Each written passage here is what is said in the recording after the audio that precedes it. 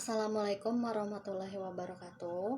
Perkenalkan, nama saya Atika Kurniailahi dari Prodi Bahasa Indonesia, mahasiswa PPG Prajabatan, gelombang 2 tahun 2024. Di sini saya akan mempresentasikan tanggapan saya terhadap 4 pertanyaan yang sudah ditanggapi oleh rekan-rekan saya sebelumnya di pertemuan kedua begitu.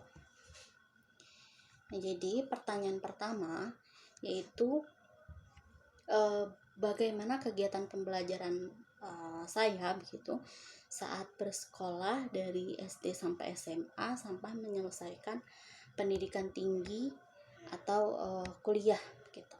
Nah, kegiatan pembelajaran saya saat saya bersekolah dari SD sampai SMA itu terjadi pada tahun 2007 hingga 2018.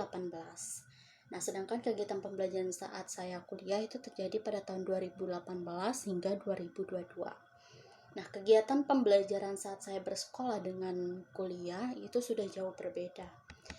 Karena dari tahun ke tahun tentunya kegiatan pembelajaran terus berkembang. Begitu juga dengan ilmu pengetahuan dan teknologi yang berkembang seiring perubahan zaman.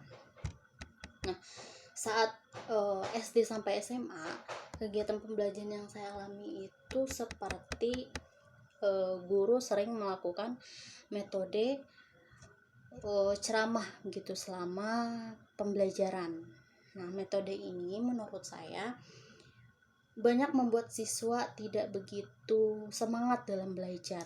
Yang ada hanya peserta didik menjadi mengantuk karena peserta didik merasa seperti didongeng begitu.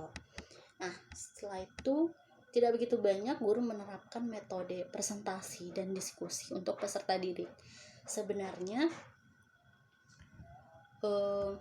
ada beberapa guru yang telah menerapkan metode presentasi dan diskusi ini, tetapi tidak banyak, hanya paling 2 ataupun 3 guru saja begitu. Nah, padahal banyak manfaat jika guru menerapkan metode presentasi ini dan presentasi dan diskusi ini begitu. Contohnya, peserta didik dapat memecahkan masalah dan menyampaikan argumen sendiri, membuat mental peserta menjadi jauh lebih berani, dan kemampuan berkomunikasi serta percaya diri peserta didik lebih meningkat. Nah, selain itu, tidak banyak guru menerapkan kegiatan pembelajaran menggunakan metode eksperimen, melainkan hanya mengerjakan latihan-latihan soal begitu. Jadi kegiatan pembelajaran ini seperti tidak kreatif begitu, justru cenderung monoton, yang mana peserta didik akan cepat bosan begitu saat pembelajaran berlangsung. Setelah itu teknologi belum, pada saat saya SD sampai SMA itu belum berkembang seperti saat ini, yang mana dahulu tidak banyak orang menggunakan Android. Bisa dibilang orang yang memiliki Android itu hanya beberapa orang saja gitu, bisa dihitung jari. Nah, pada saat itu jaringan hanya 2G, bahkan paling tinggi itu hanya sampai 3G. Jadi belum secepat sekarang begitu jaringan internetnya. Nah, sedangkan saat saya kuliah itu teknologi sudah mulai berkembang dengan pesat, jaringan internet sudah 4G dan bahkan sekarang sudah ada yang 5G begitu.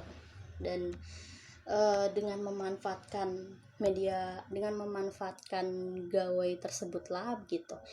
Jadi saya sebagai mahasiswa sering sekali memanfaatkan gawai tersebut begitu untuk mencari materi pembelajaran gitu. Jadi ilmu itu tidak hanya didapatkan dari guru ataupun dosen gitu, ataupun dari buku saja, tetapi juga dari gawai tersebut gitu. Yang selanjutnya itu pertanyaan kedua, Tuliskan pendapat Anda mengenai tren yang sedang berkembang di dunia ini, di dunia kita saat ini gitu. Perkembangan teknologi memang begitu cepat. Setiap tahun ada saja keluaran teknologi canggih terbaru. Tidak bisa dipungkiri karena perusahaan teknologi mengutamakan kebutuhan pasar. Hal tersebut saling menguntungkan antara perusahaan teknologi dan masyarakat.